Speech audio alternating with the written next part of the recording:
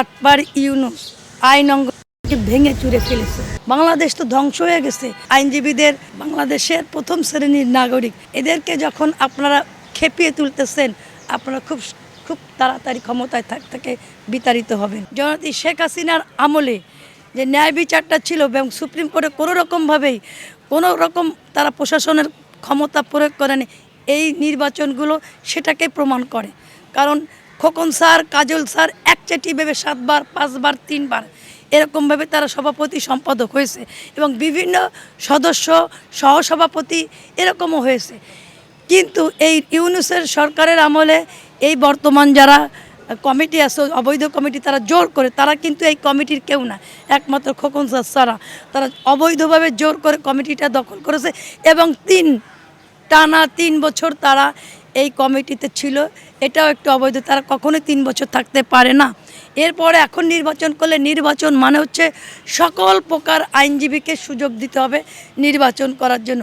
আপনি একটু কল্পনা করেন, আমরা 40 জন আইনজীবী আমরা নমিনেশন করেছি, তখন কিন্তু তারা আমাদের কাছে নমিনেশন বিক্রি করেছে, অর্থ নিয়েছে। অর্থ নেওয়ার পরে বলতেছে আমাদেরকে নির্বাচন করতে দেবে না, অর্থটা কিন্তু তারা ফেরত দেয়নি।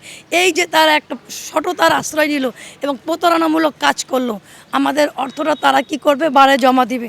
মানে তারা বলবে যে আমরা যখন বার থেকে চলে যাচ্ছি তখন এতগুলো টাকা রেখে গেছি, টাকাটা কিন্তু আমাদের টাকাটা কিন্তু অবৈধ টাকা। এবং এই কমিটির অনেক অবৈধ কিছু তারা করেছে, সেটা একটা সময় তাদেরকে জবাবদিহি করতে হবে।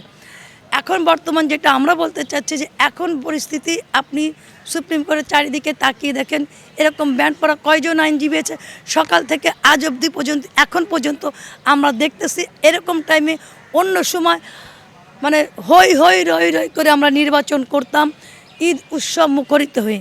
আওয়ামী লীগ বিএনপি সংমিশ্রিত একটি প্রচেষ্টার ফল ছিল বাংলাদেশ সুপ্রিম কোর্টের নির্বাচন, যার পরিস্থিতিতে কাজল স্যার এবং খোকন স্যার নির্বাচিত হতো এবং তারা শুধু একবার সম্পাদক হয়েছে তা কিন্তু না, তারা 7 বার সম্পাদক, তারা 2-3 বার সভাপতি, তারা কন্টিনিউ হয়ে আসছে। তার মানে আইন প্রশাসনটা জননেত্রী শেখ হাসিনা সরকারের আমলে নির্বাচনটা সফল ছিল এবং সেখানে কোনো রকম ক্ষমতা প্রয়োগ হয়নি। এখন বর্তমান এবং ইউনূস সরকারের আমলে ছিল মব। ইউনূসের সময় মবের মাধ্যমে জোরপূর্বক কমিটি দখল করেছিল 3 বছর থেকে। এখন আবার তারা এই কমিটিটা দখল করার জন্য আমাদেরকে মূল্যায়ন করে নাই, আমাদেরকে ভোট থেকে বঞ্চিত করেছে। এবং আমরা যারা মুক্তিযোদ্ধার পক্ষে, স্বতন্ত্রের পক্ষে এবং যারা নিরপেক্ষ আইনজীবী, তারা সকলেই বয়কট করেছে, যার ফলশ্রুতি হচ্ছে এখন আপনি যে দেখবেন তাদের কিছু মবের লোকজন আছে, বাট নির্বাচিত যারা ভোট দেবে সেই ধরনের কিন্তু ভোটার নাই। এই ব্যান্ড পড়া লোক কতগুলো আছে, এটা আপনারা ফলো করেন, দেখেন, দেখলেই বুঝতে পারবেন।